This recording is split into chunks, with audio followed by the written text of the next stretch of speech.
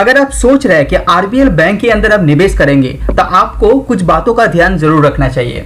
RBL bank अभी जो recent condition में जिस प्राइस में ये चल रहा है ये अंडर वैल्यूड स्टॉक दिखाई दे रहा है, लेकिन एनपीए के चलते ये पर्टिकुलर शेयर बहुत ज्यादा प्रेशर में दिखाई दे रहा है। तो चलिए इस वीडियो के अंदर हम लोग देखेंगे कि आरबीएल बैंक का फंडामेंटली कैसा है, कुछ हाइलाइट्स के ऊपर आप नजर डालेंगे, उसी के साथ देखेंगे कि ये पर्टिकुलर बैंक के अंदर निवेश करने का अभी लायक है या नहीं है।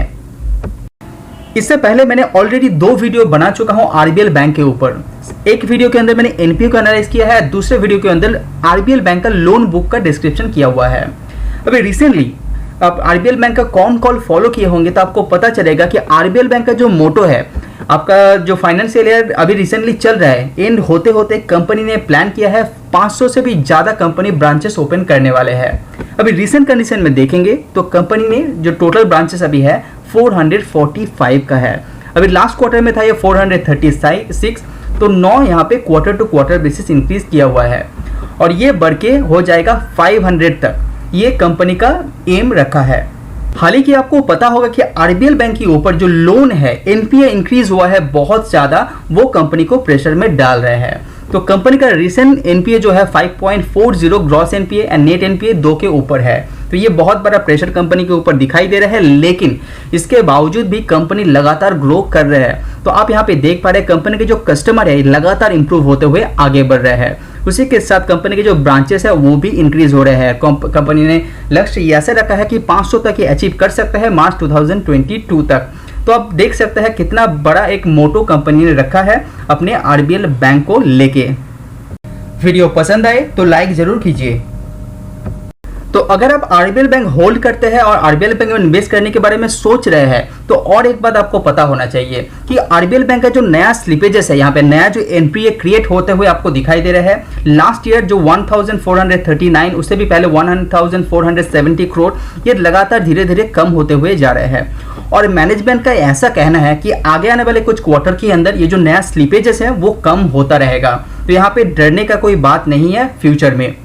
यहाँ पे रीजन ये दिया है कि कोविड सेकेंड वेव के चलते यहाँ पे एनपीए इंक्रीज हुआ है, लेकिन आगे आने वाले सालों के अंदर यहाँ पे नया जो स्लिपेजेस है वो लगातार कम होता रहेगा।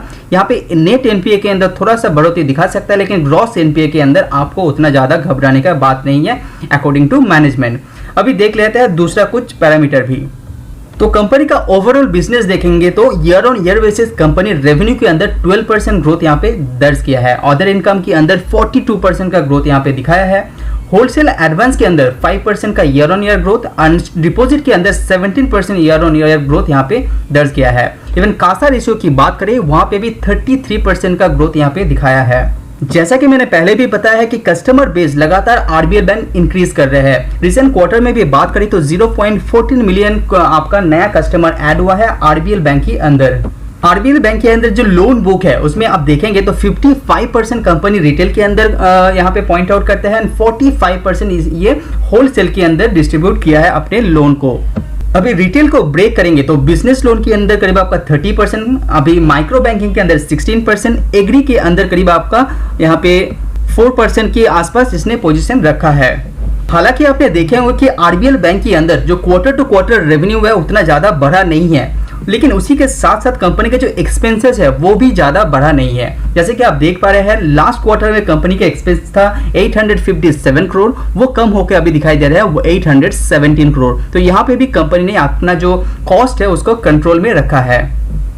अगर आपको आरबीएल बैंक का लोन को डिटेल्स में जानना है तो इस स्लाइड को पॉज करके आप आरबीएल बैंक का लोन बुक को डिटेल्स में देख पाएंगे कि कहां पे कंपनी अपना जो लोन है वो डिस्ट्रीब्यूट किया गया है।